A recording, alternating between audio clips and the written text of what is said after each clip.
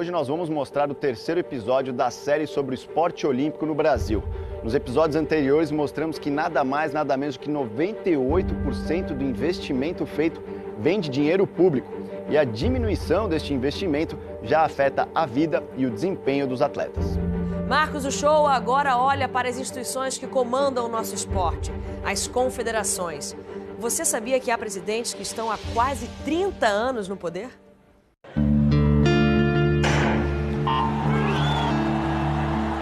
O mundo do esporte gira muito em torno da noção de tempo. Os centésimos de segundo para um recorde nas piscinas, nas pistas, no tempo que falta para o jogo acabar, no pedido de tempo de um técnico para dar uma instrução. Segundos, minutos, horas ou até os anos de carreira fazem parte do universo dos atletas. Mas existe uma outra medida de tempo que só vale para dirigentes. Décadas. A vida deles é em super slow. Aquelas imagens lentas que podem ter uma desvantagem. Se pode ver muito melhor os erros. E no caso das confederações, tem muito para se ver. Se você fizer uma breve pesquisa com as confederações, você vai ver há quanto tempo as mesmas confederações são dirigidas pelas mesmas pessoas. A mudança desse modelo, Marcos, em respeito a todos nós, em respeito ao dinheiro público, é para já. Nossos veteranos dirigentes têm, obviamente, qualidades, assim como defeitos. Mas vários se destacam por essa capacidade de não largar o osso. Algumas confederações acabam virando feudos particulares. Chapas únicas, eleições por aclamação, reeleições. É como se os tempos plurais da democracia não tivessem chegado. Carlos Prost, do triatlo, e Vicente Blumenschein, do tiro com arco, já estão no poder há 18 anos. Alaor Azevedo é presidente da Confederação de Tênis de Mesa há 22. João Tomazini Schwertner comanda a canoagem há 28 anos, assim como Manuel Luiz Oliveira faz no handebol. E o recordista nessa maratona do poder é Coaraci Nunes, há 29 anos, desde 1988, presidente da CBDA, a Confederação Brasileira de Desportos Aquáticos. Na semana passada, uma decisão judicial ordenou o afastamento de toda a direção da CBDA, com o argumento de que o mandato de Coaraci terminou no dia 9 de março. Boa noite, Rio! A longevidade dos presidentes de confederações vem de cima. Carlos Arthur Nussmann é presidente do Comitê Olímpico do Brasil há 22 anos. Reeleito para o 6º mandato, completará 26 anos no cargo. Antes, comandou a Confederação de Vôlei por 21 anos. Décadas na Confederação de Vôlei, décadas no COB, a apoteose de sediar os Jogos Olímpicos e discursar para um planeta. Hora de sair por cima? Só mais um pouquinho. Alguns motivos me fizeram continuar. O primeiro é que eu acho que eu tenho que entregar o relatório final dos Jogos e terminar a prestação de contas. Eu acho que isso é um dever. Um outro ponto, eu adoro desafios.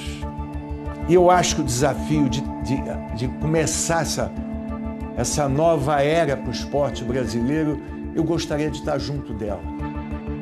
Essa realidade vai mudar porque uma nova lei restringiu em um mandato e mais uma reeleição os limites dessa permanência na presidência de uma entidade desportiva. Já era tempo. Mas, ao mesmo tempo, mudar por mudar não tem sentido. A experiência tem muito valor. O problema é quando cada confederação vira um clubinho que limita a entrada de gente nova com novas ideias. Hoje, na verdade, são meio que clubes fechados, né? Uma confederação brasileira precisa ter apenas três federações, ou seja, uma federação de um estado, São Paulo, Rio e Minas, monta-se uma confederação.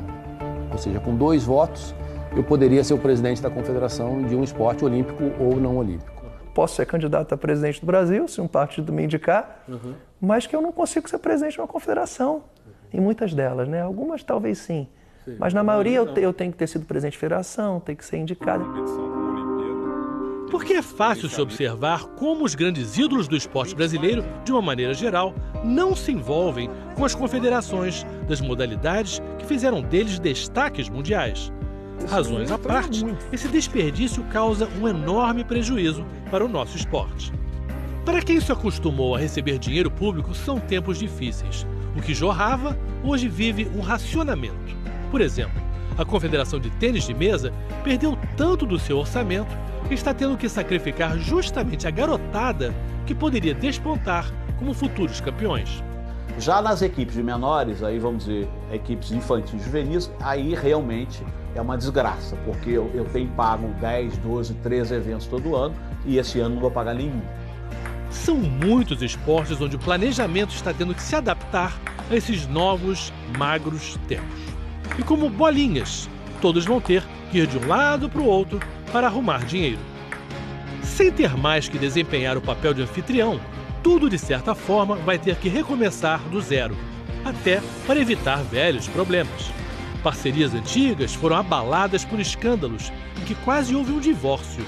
Aconteceu com o vôlei, uma confederação que chegou a ser vista, como dizem por aí, como diferenciada. E onde, de acordo com o relatório da Controladoria Geral da União, de 2014, houve casos de favorecimento e licitações viciadas. Assim que saíram as denúncias, o Banco do Brasil imediatamente pediu explicações para a Confederação, analisou tudo o que foi dito, tanto pela imprensa quanto as informações da Confederação, se posicionou imediatamente e chegou a suspender o patrocínio por mais de 6 meses. O Banco do Brasil entendeu que naquele momento era muito complicado desassistir o esporte, que isso seria um desserviço. Largar o vôlei seria um desserviço. Quem viu tudo isso tão de perto mostra uma diplomacia de quem não quer ferir o prato onde comeu. Mas, ao mesmo tempo, aponta motivos para a iniciativa privada relutar em se envolver com o esporte. Como já mostramos nas 2 primeiras reportagens da série, 98% de todo o investimento no esporte olímpico brasileiro vem de dinheiro público e apenas 2% saem de recursos particulares. Tivemos algumas experiências recentes que certamente geraram, inclusive, alguns abalos, né, em parcerias sólidas e duradouras, né, em função de gestões pouco sérias ou sobre as quais, né, recaem dúvidas, né, bastante consistentes. São bem mais do que dúvidas. O TCU, o Tribunal de Contas da União, divulgou em dezembro um relatório onde analisou algumas contas de 13 dessas entidades, 10 confederações, mais o COB, o Comitê Paralímpico e a Confederação de Clubes.